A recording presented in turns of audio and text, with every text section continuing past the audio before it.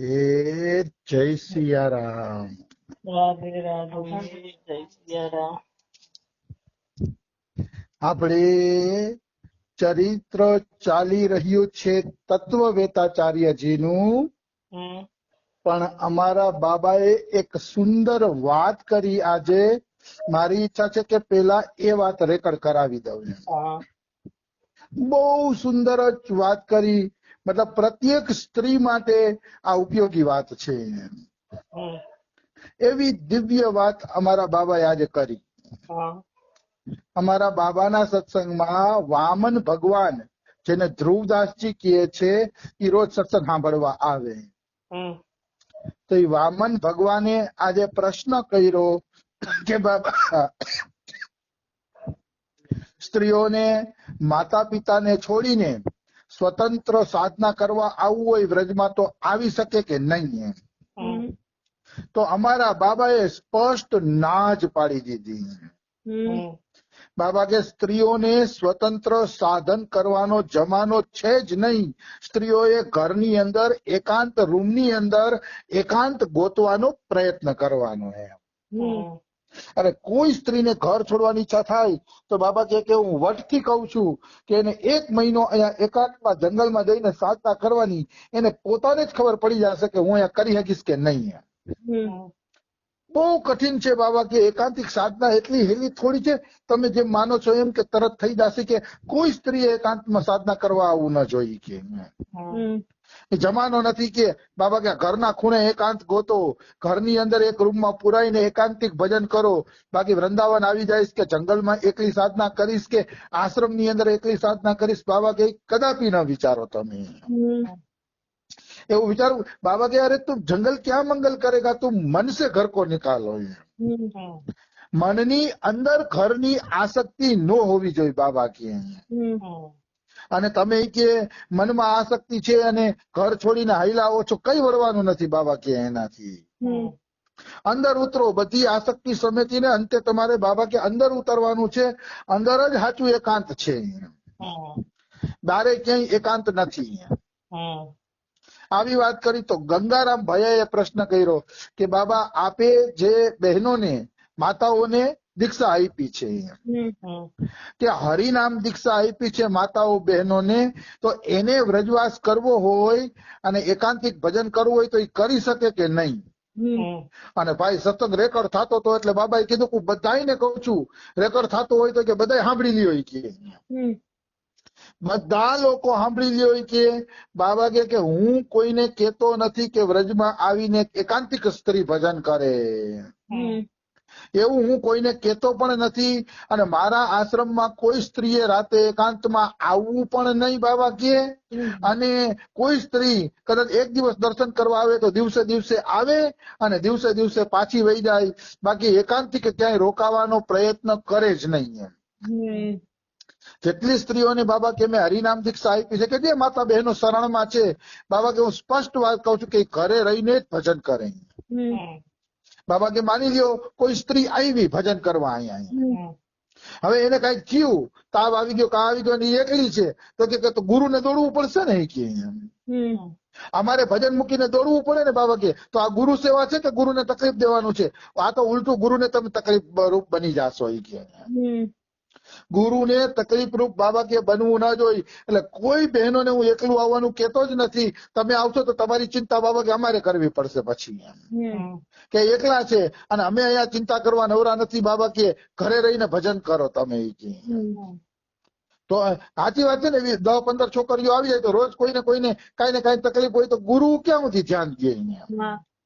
અથવા તો ગુરુ બિચારા ગુરુ ભાઈઓને કહે પણ એકાદ બે હોય ને ક્યારેક સમસ્યા હોય તો અલગ વાત છે, ને તો ગુરુ ભાઈઓને દોડવું પડે ને. એટલે બાબા કે કોઈને હું આવવાનું કેતું નથી, બધા સાંભળી જ લેજો. ઘરે જ એકાંત બનાવો અને ઘરે જ ભજન કરો, હું કોઈને અહીંયા આવવાનું કેતો નથી. પછી બાપુ કે ઉલટું તમે અહીંયા આવીને છે ને ગુરુની નિંદા કરાવશો ને એવું બની જશે કે. માની લો કોઈ સ્ત્રી યારે કોઈ ઘટના બની ગઈ બાબા કી, આ તો એને કાંઈ થઈ ગયું કે બીમાર થઈ ગઈ કે દવાખાને નો, તો બધા કહેશે કોણ છે આ છોકરી, કોણ છે? તેમ કહેશે આ તો બાબાની ચેલી છે, બાબાની ચેલી છે. નામ તો બાબાનું આવશે ને. પછી ઓલા બધા મીટિંગ કરીને બાબા પાસે આવશે કે બાબા તમારી ચેલી નામ થઈ ગયું, નામ થઈ ગયું ને તમે ધ્યાન ન દીધું ને કોઈ ધ્યાન ન દીધું ને હવે જો હેરાન થાય છે ને આ. તો બાબા કે અમારે હું બધાને જવાબ જ દીધે રાખો એમ. બાબા કે તો અમે બધાને જવાબ દેવામાંથી ઊંચા ન આવીએ, કારણ કે બાબાની ચેલી છે એટલે બાબા પાસે વાત આવવાની છે બધી. એટલે બાબા કે હું કોઈ દી ક્યારેય કોઈને કહેતો જ નથી કે કોઈ ઘર છોડીને આવે. હા, કોઈ અહીંયા આવે તો એના માતા પિતા ભાઈ એના સાથે આવીને ભજન કરવું હોય તો રીએ, એની જવાબદારી ઉપર રીએ. બાબા કે મારી જવાબદારી ઉપર કોઈ અહીંયા આવે નહીં. આજે બાબાની એક એક વાત મને હૃદયમાં તીરની જેમ સોસરવી નીકળતી હતી, કારણ કે હું પણ આનાથી ડરું એમ. કોઈ પણ સ્ત્રીની જિમ્મેદારી આપણે લઈ શકીએ નહીં, કારણ કે હવે બધું કેટલું કરવું આપણે, જવાબદારી વધી જાય એમ. એટલે ઈ એના ઘરનાઓની સાથે આવે, ઘરનાઓ ભેગા ભલે મહિનો એક રહીએ, કારણ કે બીમાર કેમ પડે તો ઘરના હોસ્પિટલે લઈ જાય, ઈ માથે હોય તો અલગ વાત છે. અને અમારા રમેશ બાબાની પણ આ બહુ સારી ટેવ છે. રમેશ બાબાના કોઈ પણ લેડીઝ શિષ્યાઓ પ્રચાર કરવા નીકળે એટલે એના કાકા બાપા મામા તાऊ ચાચા ફઈ આ તે કોઈ ને કોઈ હગાવાલું ભેગું જાય જ છે. વિદેશ જાય તો વિદેશમાં એના ઘરનું એક હગાવાલું જાય છે. એ હગાવાલું એટલે જાય છે કે કોઈ છોકરીને વિદેશમાં એકલી મૂકી તો કાલ સવારે કોઈ એમ ન કે બાબા એમ મોકલીને આવું થયું. એટલે એના ઘરના લોકો સાથે જાય છે. વર્ષોથી આ જોઉં છું, વર્ષોથી અમારી નજરે જોઉં છું. તો આ બધી સાવધાની રાખવી જોઈએ, ત્યારે સંતનું સંતત્વ ટકે છે ને ત્યારે એ ભજન કરાવી શકે છે. બેફામ અવર જવર બધા કરતા હોય તો થોડો આશ્રમ હાલે, આવી વસ્તુ છે. એટલે બાબાએ આજે સ્પષ્ટ બધાને કીધું, વિડીયોમાં બધાને કીધું કે મારા શરણાગતો ઘરે રહીને જ એકાદ ગોતે, કે અહીંયા એકાદ ભજન કરવા આવવાનો પ્રયત્ન ન કરે. આ બધાને ઉપયોગી વાત હતી એટલે મેં પેલા કહી દીધી, કારણ કે હું પણ આ વાતને માનું છું. મને કોઈને જો જિમ્મેદારી લઈને ન ગમે. મને, હું સાચું કહું છું, પાણી પીવું હોય ને મારે, મને રસ આવતો હોય તો પાણી પીવા જવું એ ગમે નહીં, તો બીજાની જિમ્મેદારી હું કઈ રીતે લઈ શકું? મને, હું પોતે જિમ્મેદારીથી ભાગું છું. એટલે મને બાબાની વાત અતિ અને અતિ પ્રિય લાગી કે જિમ્મેદારી નહીં, હવની જિમ્મેદારી લઈને આવે. આવી વસ્તુ છે. તો આ બાબાની નવી વાત હતી, ઈ મેં કીધી. હવે આપણે પાછા તત્વવેતાચાર્યજીના ચરિત્રમાં પ્રવેશ કરીએ. તત્વવેતાચાર્યજીના બચપણનું નામ હતું ટીકમદાસજી. અને ટીકમદાસજી ગર્ભમાં હતા ત્યારે જ એક સાધુએ કહી દીધું હતું કે માતા તારા ગર્ભમાં કોઈ સાધુ છે કે ઈ છે ને ભક્ત બનવાનો છે. એટલે પછી માતા પિતા ગભરાતા હતા કે આ છોકરો ભક્ત બની જશે તો પછી રોજ પિતાજી સાથે ટીકમદાસજી હુતા હોય ને એટલે પ્રશ્ન કરે કે પિતાજી ભગવાન ક્યાં રહે છે, ભગવાન કેવા છે ને ભગવાન કેમ દેખાતા નથી રે, એવા બધા પ્રશ્ન કરે. તો પિતાજી જવાબ દેતા દેતા થાકી જાય ને એટલે કે હુઈ જા, હવે મારે હુઈ જવું છે. તો કે મને તો ભગવાન હુવડાવતા નથી તો હું કેવી રીતે હુવી કે? તો પિતાજી કે તને હુવડાવતા ન હોય તો કાંઈ નહીં, પણ મને ભગવાન હુવડાવે છે, મને નીંદર આવે છે, હું હુઈ જાઉં છું કે. તો ટીકમદાસજીના જે પ્રશ્ન હતા એના જવાબ આપણે લેતા હતા. તો છેલ્લે આપણે ઈ જવાબ ઉપર ચર્ચા હાલતી હતી કે આદમી મરે છે શા માટે? તો કે પંચભૂત માંથી બનેલો માણસ આજ નહીં તો કાલ મરવાનો છે, એટલે માણસો મરે છે. પછી ટીકમદાસજીનો એના પિતાને પ્રશ્ન હતો કે માણસ મરીને ભગવાન પાસે જાય છે કે બીજે ક્યાંય જાય છે? ક્યાં જાય છે? તો કે ઈ તો ભાઈ એના કર્મ અનુસાર જાય. ગીતાજીમાં ભગવાન શ્રી કૃષ્ણએ કીધું છે કે જે સારા કર્મો કરે છે એ ઉર્ધ્વ ગતિને પામે છે. ઉર્ધ્વ ગતિ એટલે ઉપરના લોકમાં જાય છે. પછી જેવા જેના કર્મ એ ઉપલા લોકમાં જાય છે, ઉર્ધ્વ ગતિ પામે છે. અને જે પાપ અને પુણ્ય બે હરખું હરખું કરે છે એ મનુષ્ય યોનિને પામે છે. અને જે અતિશય પાપ કર્મો કરે છે તો અધોગચ્છન્તિ તામસા, અતિ તામસ કર્મ કરે છે અધોગચ્છન્તિ એટલે નીચેની યોનિઓમાં જાય છે, કીડા મકોડા બને છે ને નરકોમાં જાય છે. એટલે કયો જીવ ક્યાં જશે એ તો એના કર્મો ઉપર આધાર રાખે છે, એમાં બીજા કોઈનું હાલતું નથી. જેવા જેના કર્મો એવી એની ગતિ થતી હોય છે અહીંયા. हम्म પછી ટીકમજીનો પ્રશ્ન હતો, ભગવાન કે દર્શન कैसे होते हैं? મતલબ ભગવાનના દર્શન કેમ થાય? તો કે ભગવાનના દર્શન માટે સંતોનો સત્સંગ, ભગવાનની કથા, ભગવાનના નામનો જપ, ભગવાનની સેવા પૂજા અને આવા સાત્વિક સાધનો દ્વારા જીવ ભગવાનના દર્શન કરી શકે છે. જેટલા સાત્વિક સાધનો કરશે એટલો જ એ ઝડપથી ભગવાનના દર્શન કરી શકશે. બાકી તો કલયુગ કેવલ નામ આધારા, સુમીરી સુમીરી નર ઉતરત પારા. કલયુગમાં મોટો આધાર તો નામ જપનો જ છે. એટલે મનુષ્યએ નામ જપ કરવા જોઈએ, કારણ કે નામ જપથી એ ઝડપથી પાર લાગી જાય છે. આવી વસ્તુ છે. એટલે ભગવાનની દર્શનના સાધનમાં આપણા સાત્વિક સાધન જ કરવા, જપ તપ કથા કીર્તન જ, ખોટી તપસ્યાઓના ચક્કરમાં કે એમ ન પડવું જોઈએ. પણ એના વિશે આપણે ઘણી ચર્ચાઓ થઈ ગઈ છે આગળ.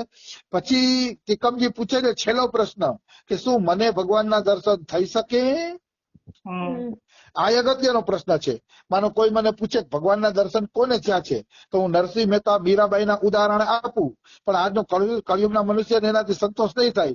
એ તો એમ કહેશે કે હાલો 500 વર્ષ પહેલા થઈ ગયા, પણ હવે કોને થાય? શું મને દર્શન થઈ શકે? આવો પ્રશ્ન આવે તો કે આ થઈ શકે. જો એ પણ ભગવાનના રસ્તે હરખી રીતે હાલે તો એને પણ દર્શન થઈ શકે છે. પણ એને સરખી રીતે હાલવું પડે, ત્યાગ વૈરાગ્ય પૂર્વક, આસક્તિ અને મમતા છોડીને કેવળ અને કેવળ ભગવાનના નામ અને કથા કીર્તનનો આધાર લેવો પડે, ત્યારે એને દર્શન થઈ શકે છે. આવી વસ્તુ છે. તો ટીકમદાસજીના અદ્ભુત પ્રશ્ન હતા અને બચપણથી ટીકમદાસજી આવા પ્રશ્ન કરતા હતા. એવા એ જિજ્ઞાસુ હતા. પણ એ કોઈ યોગ ભ્રષ્ટ જીવ જ હતા તો જ આવી જિજ્ઞાસા થાય, નકર નાના બાળકોમાં વળી આવી જિજ્ઞાસા ક્યાંથી થાય? પણ એ કોઈ યોગ ભ્રષ્ટ મહાપુરુષ જીવ હોય ત્યારે આવી જિજ્ઞાસાઓ થાય છે. હવે ટીકમદાસજી થોડાક મોટા થઈ ગયા, મતલબ 6-7 વર્ષના થઈ ગયા ટીકમદાસજી. એટલે એના પિતાજી એને ખેતરે લઈ જાય ઘણી વખતે. તો એક વખત ખેતરમાં બળદિયાને જોઈન્ટ કરીને વાવણી કરતા હતા પિતાજી. પેલાના જમાનામાં ટ્રેક્ટર તો હતા ને, એટલે બળદિયાથી વાવણી કરતા. અહીંયા તો વાવણી કરતા હતા ને, તો બિચારા બળદિયા છે ને હાલતા નહોતા એટલે ધડાધડ લાકડીયું મારતા હતા. ટીકમદાસજીના પિતાજી ઓલા બળદિયાઓને ધડાધડ લાકડીયું મારતા હતા. તો ટીકમદાસજી છે ને એ ધ્રુજવા માંડ્યા, કારણ કે ભક્ત ક્યારેય કોઈની પીડાને ન જોઈ શકે. ભક્તની અંદર અતિશય દયા હોય છે, દયા ભાવના હોય છે, એટલે પીડાને બીજાની જોઈ નથી શકતા. ત્યારે ટીકમદાસજી કહે છે કે પિતાજી, તમારા માથામાં દુખાવો આવતો હોય તો શું તમે કામ કરી શકો? તો કે ના. તો કે બળદિયાના માથામાં દુખે છે, એ બિચારા કામ કરી શકતા નથી, તો હું કામ તમે એને ધોકા મારો છો? એ કે એના માથામાં દર્દ થાય છે, કે એને થોડોક આરામ કરવા દો, એને થોડોક વિશ્રામ કરવા દો. એ કે આવી વસ્તુ છે. મતલબ ટીકમદાસજી દયાના કારણે બીજાના હૃદયની વાતને જાણી જતા, પશુ પક્ષીના હૃદયની વાતને જાણી જતા. અને એને વાત બિલકુલ ઠીક કીધી. આપણે થોડું કઈ શરીર નબળું હોય તો આપણે કોઈ કામ કરી શકતા નથી. તો ક્યારેક બિચારા બળદિયા બીમાર હોય ને, માથા દુખતા હોય કે થાયકા હોય કે કઈ તકલીફ તો હોય જ છે. એમ તો આપણે પણ પ્રાણીઓનું હરખી રીતે ધ્યાન રાખવું જોઈએ. તો પિતાજીને કીધું ને, તો પિતાજી કે અચ્છા ઠીક એમ કહીને પાછા બળદિયા હાલવા માંડ્યા. પણ ટીકમદાસજીની વાતમાં એને ધ્યાન ન દીધું, કારણ કે એને એમ થયું કે બાળક છે તો બોલ કરે, આપણે તો કામ કઢાવી લેવું જોઈએ. મનુષ્યની આ મોટા મોટી નીચતા છે કે કામ કઢાવી લેવા માંગે છે, પણ હામાની પરિસ્થિતિ જોતો નથી કે સામેનો વ્યક્તિ સક્ષમ છે કે નહીં, એને થાક લાગ્યો છે કે નહીં, એને દર્દ કે પીડા છે કે નહીં, એ જોયા વગર મનુષ્ય કામ કઢાવી લેવા માંગે છે. તો આ ઠીક વાત નથી. એમ ટીકમદાસજી તો બિચારા સાધુ હૃદય હતા, એને ગમ્યું તો નહીં, પણ હવે પિતાજી એ બળદિયા ન ખોલ્યા તો એ પણ શું કરી શકે? આવી વસ્તુ છે. એટલે દયા રાખવી જોઈએ, દયા બીનું સંત કસાય. તો ટીકમદાસજીની દયાના પ્રસંગો આપણે કાલે લેસી. આજે સમય થઈ ગયો છે. રાધે રાધે, જય સિયારામ. રાધે રાધે, જય સિયારામ.